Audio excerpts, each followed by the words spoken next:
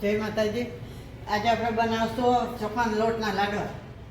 આજે આઠમ ચોરો આઠમ છે એટલે ચોખાના લાડવા બનાવશું. અને આ ઉગેલા મગ છે એનો તો કાચા વઘારવાના, કાચું ખાવાનું વ્રત કરીએ એટલે. આ ગોળ છે, આ ઘી છે, એ આ લાડવા માટે છે. અને આ મરચાં અને ધાણા જીરું, હળદર ને આ તેલ, મગ વઘારશું આપણે. હવે આપણે આ લેશું, એમાં થોડો ચોખાનો લોટ નાખી દઈશું. આ ગોળ નાખશું. આ કાચા જ ખવાય એટલે આમાં કંઈ રાંધેલું ન આવે. આ ઘી નાખશું, જોઈએ એ પ્રમાણે ઘી નાખવાનું.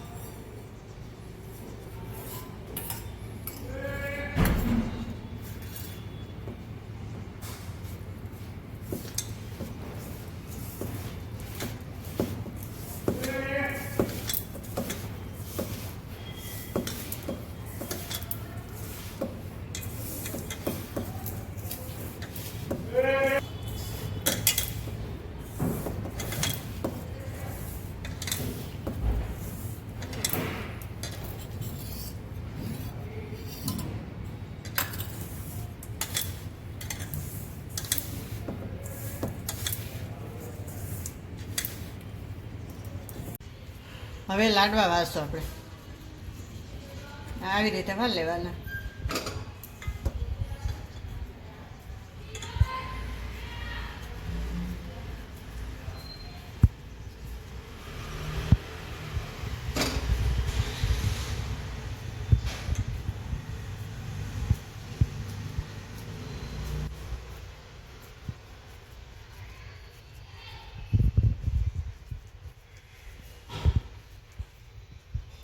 આપણે ગેસ ચાલુ કરશું.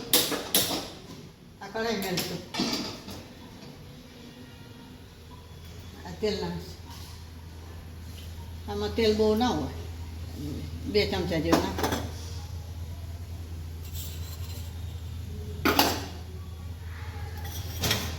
તેલ થાય એટલે મરચાં નાખી દઈશું.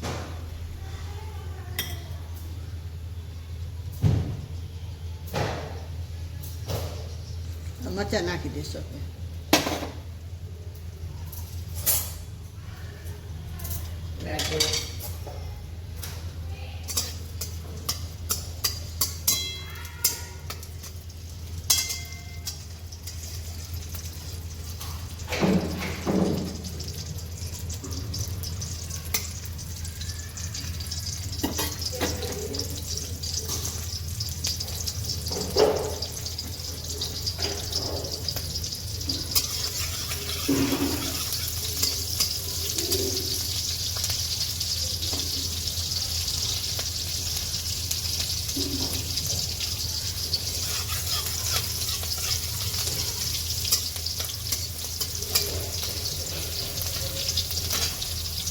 મરચાં થઈ જાય એટલે આપણે મગ નાખી દેવાના.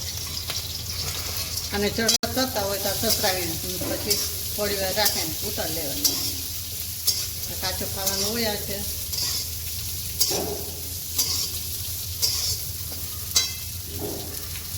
હવે હળદર નાખશું.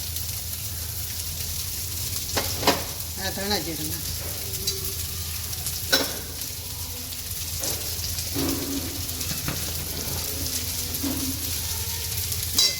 મીઠું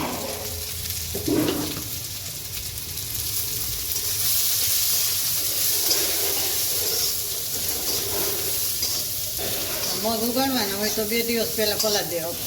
1 દિવસ રાખીને તો બીજે દિવસે બાંધીને મેલ દેવાના, લટકાવી દેવાના ગમે તે, એટલે ઉગી જાય.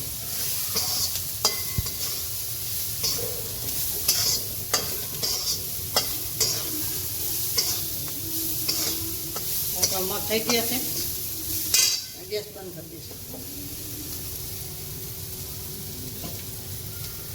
જય માતાજી. આપણે લાડવા, ચોખાના લોટના લાડવા અને મગ આજે ધરોઆઠમના કર્યા છે, તૈયાર છે. તો લાઈક કરજો, શેર કરજો અને 2 લાઇકન દબાવવાનું ના ભૂલતા. સબસ્ક્રાઈબ કરીને કહેજો તમને કેવા લાગ્યા. જય માતા.